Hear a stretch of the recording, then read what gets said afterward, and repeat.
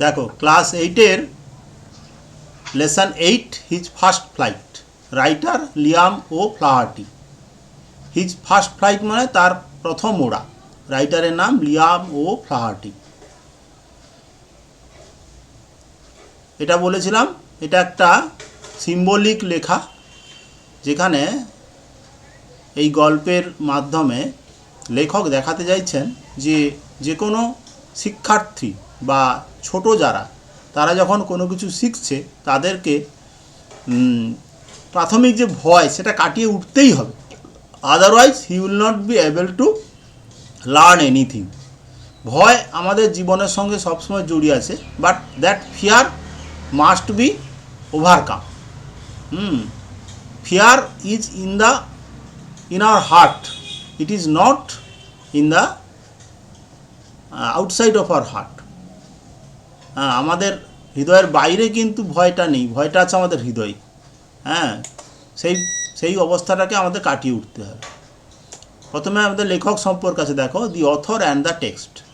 Liam O'Flaherty 1896 to 1984 was a significant Irish novelist and short story writer and a major figure in the Irish literary Renaissance. Renaissance কথাটা underline করো। Liam ও ফ্লাহার্টি যিনি 1896 সালে জন্মেছিলেন এবং 1984 জন্মেছিলেন, তিনি একজন important বা গুরুত্বপূর্ণ আইরিশ নভেলিস্ট ছিলেন, আয়ারল্যান্ডের ঔপন্যাসিক ছিলেন। হ্যাঁ, আরে সময়টা আসতে দাও, তারপরে তো বলবো। আগ্রহ থাকা ভালো, অত আগ্রহ থাকা ভালো না। আমি তো ওই জায়গাটাতে আসি, আমি তো পাট করে মানে বলে যাচ্ছি না। হ্যাঁ, তাহলে আইরিশ নোভেলিস্ট মানে আয়ারল্যান্ড হচ্ছে স্কটল্যান্ড, ইংল্যান্ড, আয়ারল্যান্ড তিনটে দ্বীপ মতো পাশাপাশি আছে। এদের ভাষা হচ্ছে ইংলিশ, হ্যাঁ, ভ্যারিয়েশান আছে কিন্তু ইংলিশ। সেই আয়ারল্যান্ডের তিনি নোভেলিস্ট ছিলেন, ষষ্ঠ রাইটার ছিলেন এবং major figure in the Irish literary Renaissance, এবং তিনি আয়ারল্যান্ডের সাহিত্যিক নবজাগরণের একজন প্রধান বা উল্লেখযোগ্য ব্যক্তিত্ব ছিলেন। রেনেসা কথাটার অর্থ হচ্ছে নবজাগরণ। ইতিহাসে অবশ্যই পড়েছ রেনেসা, কোনো না কোনো ক্লাসে পড়া হয়েছে বা আবার পড়া হবে। সাহিত্যিক রেনেসা অর্থাৎ সাহিত্যের ক্ষেত্রে একটা নবজাগরণ ঘটেছিল আয়ারল্যান্ডে। প্রত্যেক দেশেই কম বেশি এরকম হয়ে থাকে। তো সেই সাহিত্যিক নবজাগরণের আন্দোলনে বা নবজাগরণের ক্ষেত্রে তিনি একটা প্রধান ভূমিকা নিয়েছিলেন। His most famous books include The Informer, Return of the Brute, House of Gold, etc. তার সবচেয়ে বিখ্যাত বইগুলোর মধ্যে কয়েকটা হলো the informer, return of the brute, house of gold, etc. His first flight, a short story which symbolizes the nervousness one experiences before doing something new, is regarded as one of his most famous works. Our present story, his first flight, this is a short story and it symbolizes the nervousness and experiences before doing something new. কোনো কিছু নতুন করার আগে আমরা যে ঘাবড়ে যাওয়া বা ভয় পাওয়ার ব্যাপারটা সম্মুখীন হই বা যে ভয় পাই সেটাকেই সিম্বলাইজ করছে এই গল্পটা। এবং এটাকে বিবেচনা করা হয়। ইজ রিগার্ডেড, আন্ডারলাইন করা, regarded means it is considered as one of his most famous works. এটা তার বিখ্যাত কাজগুলোর মধ্যে একটি বলে বিবেচনা করা হয়। তাহলে আমরা লেখক সম্পর্কে কী জানলাম? Our writer Liam O'Flaherty was an Irish novelist and short story writer.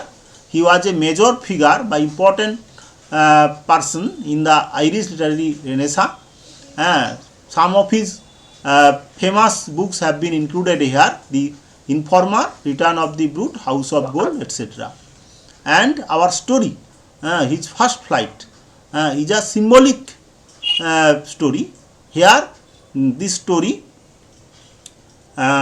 symbolizes nervousness of a new students of anything. Whenever one goes to learn something new, he feels some nervousness. There is some sort of fear in his heart, and that very nervousness or fear has been represented by this story. In this story we shall see that a seagull, a young seagull, is afraid of flying, but in course of the story, we will see that the fear is overcome by the bird, and it is its mother that helps the bird to overcome that fear. হ্যাঁ, গল্পের মধ্যে আমরা দেখতে পাবো যে একটা ছোট seagull পাখি প্রথমে উঠতে ভয় পাচ্ছিল, কিন্তু সেই ভয়টাকে তার মায়ের চেষ্টাতেই সে ওভারকাম করতে পারে এবং সে কিন্তু উঠতে শেখে। ঠিক তেমনিভাবে সাইকেল শেখা, সাঁতার শেখা, যে কোনো নতুন কিছু শেখার ক্ষেত্রে ন্যাচারালি আমাদের মধ্যে একটা ভয় থাকে, but that fear should not be allowed to be dominant in our mind. It should be overcome with our effort or with the help of someone else. অন্য কারো সাহায্যে এই ভয়টাকে অতিক্রম করতে হবে। Next, the second part, the following text, an abridged version of this short story, is about a young seagull and his experience of learning how to fly. The story focuses on how fear must be conquered before one may achieve anything significant, like the young seagull who had to be brave in order to fly. The following text, that means our main text of this passage, is an abridged version of this short story. This short story means his first flight. His first flight is originally the name of the writer's short story, and it has been presented here in an abridged form. That means it has been shortened and edited. What is the story about? It is the story about a young seagull, ছোট seagull সম্পর্কে, সিগালের বাচ্চা সম্পর্কে, and he experiences of learning how to fly. তার ওড়ার অভিজ্ঞতা সম্পর্কে এখানে আছে। The story focuses on how fear must be conquered. কনকার্ডটা আন্ডারলাইন করো, কনকার্ড মানে জয় করা। এই গল্পটা হাইলাইট করছে, focuses means highlights how fear must be conquered, যে ভয়কে জয় করতে হবে before one may achieve anything of significance. কোনো কিছু উল্লেখযোগ্য, কোনো কিছু লাভ করার আগে we have to overcome the fear, we have to conquer the fear. Fear should not be allowed to conquer over us, like the young seagull who had to be brave in order to fly.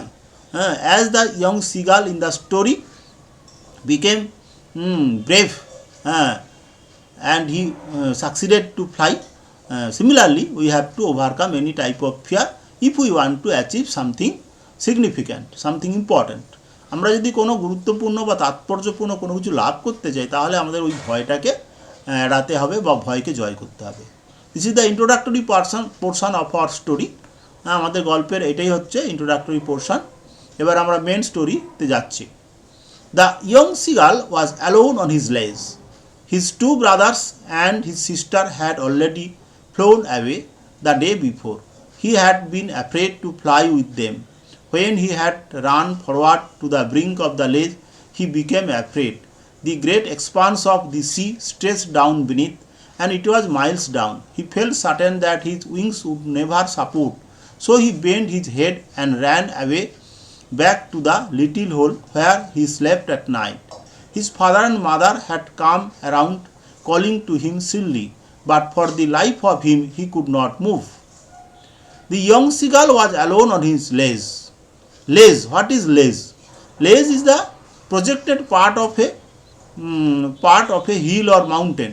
একটা মাউন্টেনের বেরিয়ে থাকা কোনো অংশ, যেটা কি না তাক বা সেলফের মতো বেরিয়ে থাকে, এবং সেখানে অল্প পরিসরে জায়গা থাকে, তাকে বলা হচ্ছে লেজ। আমাদের বইতে লেজ কথাটা কী মিনিং দেওয়া আছে দেখো, যেটা বললাম ওই ধরনের একটা মিনিং দেওয়া রয়েছে। আমি বলবো প্রবর্ধিত পাথরের অংশ, a flat rock surface sticking out from a cliff. Cliff মানে খাড়া পাহাড়, খাড়া পাহাড় থেকে বেরিয়ে, স্টিকিং আউট মানে জাটেড আউট বা বেরিয়ে আছে এমন একটা পাথরের সমতল অংশ, এবং যেটা বেরিয়ে আছে তাকে আমরা বলবো পাথরের প্রবর্ধিত অংশ বলবো, বা পাথরের তাক বলা যায়, লেজ। তাহলে ছোট্ট সিগালটা একা একাই সেই পাথরের প্রবর্ধিত অংশে বা পাথরের তাকে ছিল। His two brothers and his sister had already flown away the day before. তার দুই ভাই এবং তার বোন ইতিমধ্যে আগের দিনে উড়ে চলে গিয়েছিল। ফ্লোন ফ্লাই ভার্বের তিনটে ফর্ম বলে দিলাম। He had been afraid to fly with them, সে তাদের সাথে উড়ে যেতে ভয় পেয়েছিল। When he had run forward to the brink of the ledge he became afraid, যখন সে সেই প্রবর্ধিত পাথরের কিনারার দিকে দৌড়ে গিয়েছিল সে ভয় পেয়ে গিয়েছিল। The great expanse of the sea stretch down beneath, সমুদ্রের বিস্তৃত মহাবিস্তৃত অংশ নিচে ছড়িয়েছিল। The great expanse of the sea, সমুদ্রের বিস্তৃত অংশ ছড়িয়েছিল বা বিস্তৃত ছিল এই নিচে, অর্থাৎ সমুদ্র, অসীম সমুদ্র সে বিস্তৃত রয়েছে পাহাড়ের গা থেকেই। And it was Miles down, এবং এটা অনেক মাইল নিচে, খুব উঁচু পাহাড় তো অনেক মাইল নিচে। He felt certain that his wings would never support him, সে নিশ্চিত বোধ করেছিল, সে নিশ্চিত রূপে বোধ করেছিল যে তার পাখা তাকে সাহায্য করবে না। His wings would never support him, অর্থাৎ he was afraid that he would fall on the surface of the sea water. He was somehow certain about it, sure about it. সার্টেনের সিনোনিম হচ্ছে শিওর। ফেল্ট হচ্ছে feel ভার্বে past form, felt. So he bend his head and ran away back to the little hole where he slept at night, তাই সে তার মাথাটা বাঁকালো এবং দৌড়ে ফিরে গেল সেই ছোট্ট গর্তে যেখানে সে গত রাতে ঘুমিয়েছিল। His father and mother had come around calling to him shrilly, তার বাবা এবং মা কী করছিল, তীক্ষ্ণভাবে তাকে উদ্দেশ্য করে চিৎকার করছিল। But for the life of him he could not move, কিন্তু জীবনের বিনিময়ে সে নড়তে পারল না। This is our first paragraph. The young seagull stayed alone on the ledge and there are other members of his family, his two brothers and one sister and his parents. All of them left him the previous day, and the bar is alone in the ledge in the little hole, and there he spent the last night. Now he attempted to fly like his two brothers and sister, but he could not do that. His father and mother tried to encourage him by calling shrilly, তীক্ষ্ণভাবে ডাকতে তাকে উৎসাহ দেওয়ার চেষ্টা করছিল, but he could not move at all. That was 24 hours ago. 24 ঘন্টা আগে এটা ঘটেছিল। Since then nobody had come near him, তখন থেকে কেউ তার কাছাকাছি আসেনি। The day before he had watched his parents flying about with his brothers and sister, they were teaching them the art of flight and how to dive for piece.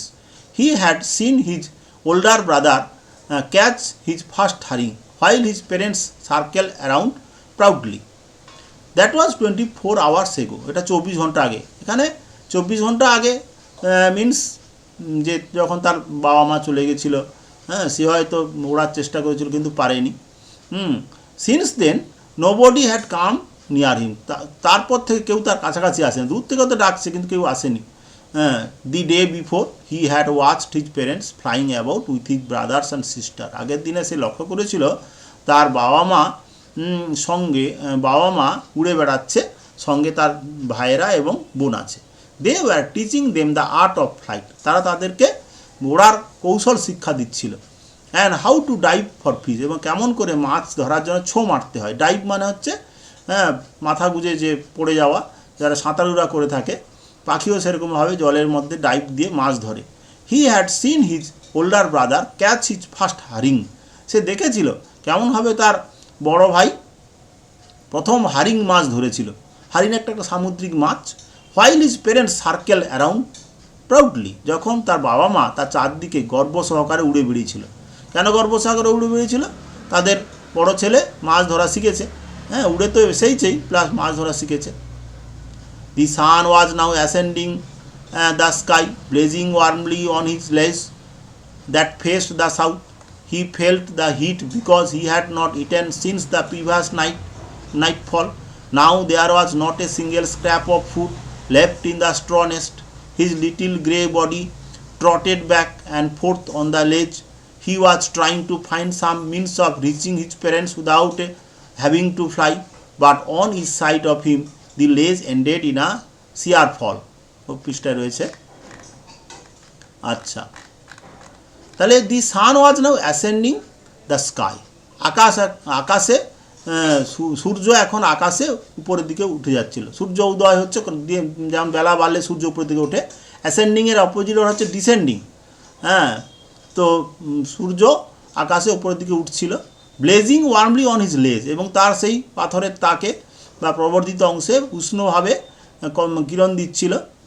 That face the south, যে পাথরের প্রবর্ধিত অংশটি দক্ষিণ দিকে মুখ করেছিল। He felt the heat because he had not eaten since the previous night. হ্যাঁ, সে শরীরে তাপ অনুভব করছিল, কারণ সে গত রাত থেকে কিছু খায়নি। হ্যাঁ, এখানে খুব সায়েন্টিফিক ব্যাপার বলা হয়েছে। তোমার না খেলে ঠান্ডা লাগবে, মানে গরম বোধ করছিল কেন? বাইরের সূর্য তো তাপ দিচ্ছে, আর ও শরীরে খাবারের অভাবে তাপমাত্রা কমে গেছে। আমরা শীতকালে যেমন শীত অনুভব করি না, হ্যাঁ, বাইরের তাপমাত্রা কমে যায় আর ভেতরের তাপমাত্রা বেশির জন্য শীতটা অনুভব করি।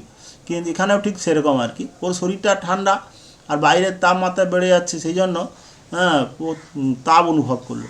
নাও there was not a single scrap of food left in the straw nest.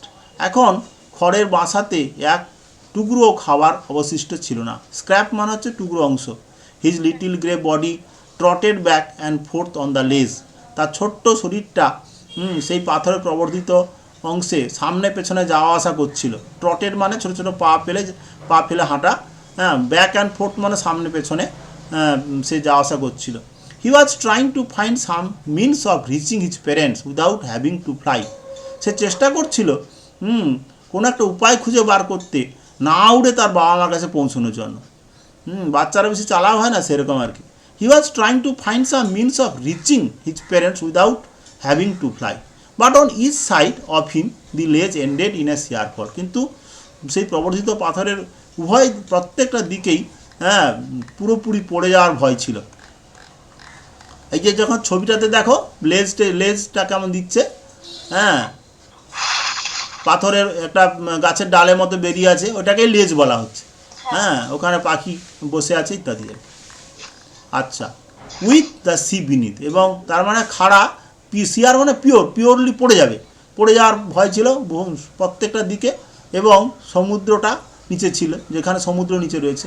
He could surely reach them without flying if he could only move northwards along the cliff. He could surely reach them without flying if he could only move northwards along the cliff. Cliff মানে খাড়া পাহাড়, মনে রাখবে। সে নিশ্চিত রূপে পৌঁছতে পারত না উড়েই, হ্যাঁ, যদি সে খাড়া পাহাড়ে অর্থাৎ উত্তর দিকে নড়তে পারত। But then on what could he walk, কিন্তু সেই দিকে তো পাহাড় আছে, কিন্তু সে কীভাবে হাঁটবে? দেয়ার ওয়াজ নো লেজ and he was not A fly. হ্যাঁ, কোনো প্রবর্ধিত পাথর ছিল না, এক্সট্রা কোনো পাথর, তাই সে উঠতে পারল না। হি ওয়াজ নট এ ফ্লাই, সে উঠতে পারল না। He step slowly out to the brink of the ledge. He stood on one leg with the other leg hidden under his wings. Closing one eye and then the other, he pretended to be falling asleep. Still his parents took no notice of him. He saw his two brothers and sister lying on the petu. They were dozing, with their heads sunk into their wings. His father was pinning his feathers on his white back. Only his mother was looking at him. He was standing on a little high hump on the plateau, eating a piece of fish. The sight of the food maddened him. He stepped slowly out to the brink of the ledge. সে আস্তে আস্তে করে সেই পাথরের প্রবর্ধিত অংশের কিনারার দিকে পা ফেলল। He stood on one leg with the other leg hidden under his wings. সে দাঁড়িয়েছিল এক পায়ে, অন্য পাটা পাখার তলায় লুকিয়ে রেখেছিল। পাখিরা অনেক সময় করে, বক এরকম করে, পাখিরা প্রায় দেখবে এক পায়ে অনেক সময় ওরা ঘুমোয়। Closing one eye and then the other, he pretended to be falling asleep.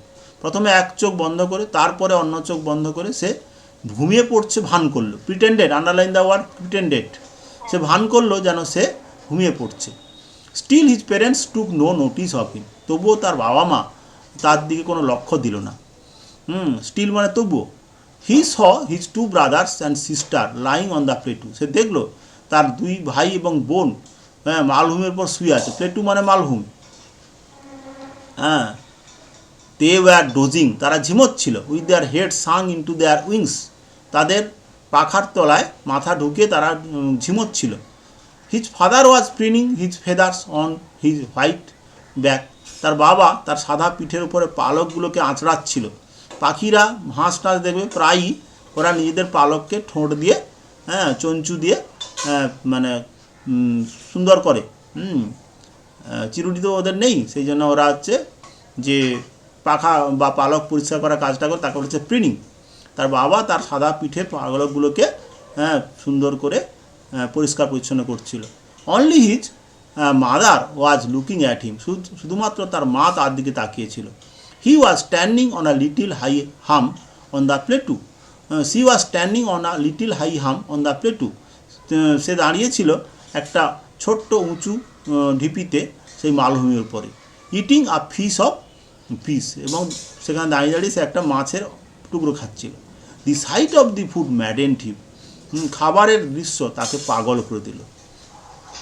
অর্থাৎ খিদে পেলে তোমার সামনে দিয়ে কেউ খায় তখন যা অবস্থা হয়, এখানে ঠিক তাই হয়েছে। আবার মা যদি খায় তো তার উপায় নেই, মায়ের সাথে বাচ্চাদের একটা বিশেষ সম্পর্ক থাকে।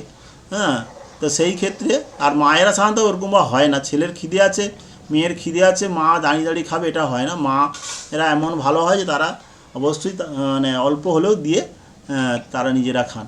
তো যাই এখানে বাচ্চাটাকে এই খাওয়া দৃশ্যই পাগল করে তুললো বা তাকে ইগার করে তুললো, যে he wanted to satisfy his hunger, it's hunger. সেই জন্য বলছে ম্যাডেন্ট, ম্যাড মানে পাগল, তার থেকে ভার্ব হয়েছে ম্যাডেন্ট, তার থেকে পাস্ট ফর্ম হয়েছে ম্যাডেন্ট। তাহলে খাবারের দৃশ্য তাকে পাগল করে তুললো। তাহলে এই প্যারাগ্রাফটা খুব সুন্দর একটা দৃশ্য বর্ণনা করা হয়েছে। ওদিকে দূরে পাখিটা ইয়ং সিগালটা তার লেজে অর্থাৎ পাথরে প্রবর্তিত অংশের কিনারায় আস্তে আস্তে হেঁটে হেঁটে আসছে। সে কি করছে না, এক পায়ে দাঁড়িয়ে ঝুমোনোর ভান করলো, ভাবলো যে বাচ্চাটা পড়ে যাবে, তার মাটা ছুটে আসবে, কিন্তু তার বাবা মা কেউ কিছু দেখলো না। এবং সে দেখলো তার দুই ভাই আর বোন একটু মানে মালভূমির পরে তারা মানে রয়েছে, শুয়ে আছে বা তারা ঝিমোচ্ছে। আর বাবা হচ্ছে আরাম করে পালকে চিরুনি দিচ্ছে, ঠোঁটের চিরুনি, আর তার মা কিন্তু তার দিকে লক্ষ্য রয়েছে। এই হচ্ছে মায়েদের সাথে অন্যদের তফাৎ।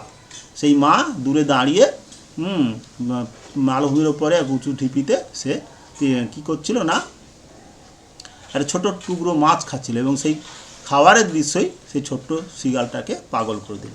আজকে এই পর্যন্ত থাকবে, আর কন্টিনিউ করা যাবে না। আমরা পরের ক্লাসে আবার পরের অংশটুকু করব।